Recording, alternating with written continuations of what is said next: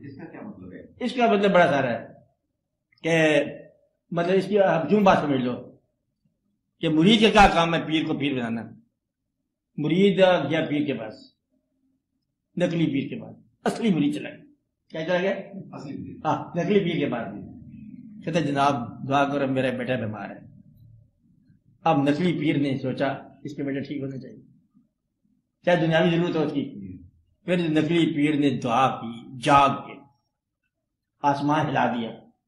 تو جب آسمان ہلانے لگا تو وہ اصلی پیر بن گیا.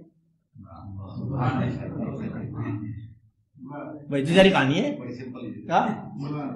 کہتے کام گئے ہم ان کے پاس گئے حرف آرزو بن کر، حریم ناز میں پہنچے تو بے نیاز ہوئے. تو اللہ کے گھر ہی پہنچ گیا اس کے لیے. اللہ کو تو کیوں آیا بھائی آدھی رات کو بدلے یہاں پر کیا لینے آیا؟ بس اتنی بات سے عرفان مل گیا، اللہ کی بات سن رہا. تو مرید کی تکلیف جو ہے اب پیر کو بہت دور پہنچا دیتی. اس کے تو خدا میں شامل ہو. مجھے بتاؤ تو اللہ کے پاس چلا گیا نا اس کی دعا لینے کے لیے. انہوں نے کہا یہ بڑی تکلیف ہے، دعا کرو. تو مرید نے مطلب پیر کو اصلی پیر بنا دیا. محبت نے بنایا تو محبت بناتی ہے. تو مرید کا بڑا کام ہوتا ہے، بڑی کنٹریبیوشن ہوتی ہے پیر کے لیے. آپ کا پیر کوئی ایسی بات کرتا ہے کہ جو بظاہر انسان کو شریعت کو منافی لگتی ہے. ہاں، اس لیے تو پیر ہوتے ہیں. اب چونکہ پیر نے کہا ہے تو شریعت کیا ہے؟ پیر کا حکم. آپ کے لیے بات بہتر ہے کیا ہے؟ پیر کو علم نے سکھانا یہ نصیحت ہے. علم اس کے بعد بظاہر پیر اس کے بعد جو ہے نا شریعت جو ہے تابع نہیں ہے بظاہر، لیکن وہ بہتر جانتے ہیں. گناہ کے اوپر آمادہ نہیں، گناہ کے اوپر آمادہ نہیں کرتا. سر مثلا ایک پیر کہتا ہے یہ جو بات کرنی ہے میرا تصور رکھ کے کرنی. اچھا دیکھو، اب یہ تمہارا تصور ہے نا کہ تصور گناہ ہے. اب یہ پیر کا تصور جو ہے یہ بعض اوقات تمہیں گناہ سے بچا سکتا ہے.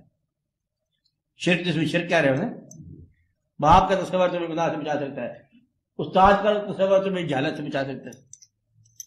تصور تم خدا کا رکھنا چاہتے ہو، دیکھے بغیر کیا تصور رکھو گے؟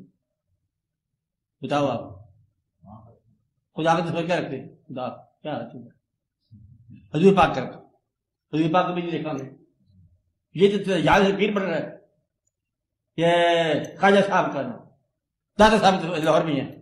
تو دادا صاحب کا مزار ہی دیکھا، دادا صاحب نے دیکھا، تصور کیا ہوگا؟ پھر اپنے تصور نہ ہو. اگر آپ پیر جائے اور ایک شکل دوسری شکل کے مطابق ڈھلی ہوئی ہے تو صحیح ہے. اور مطلب پیر کہنا چاہیے کہ میں تصور رکھو، تصور لو جو خود بخود ہو جائے.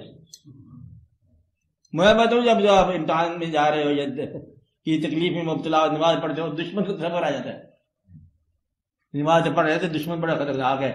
تصور وہ جو تمہارے اوپر حاوی ہو، جو خیال حاوی ہو تصور خود بخود آ جائے گا.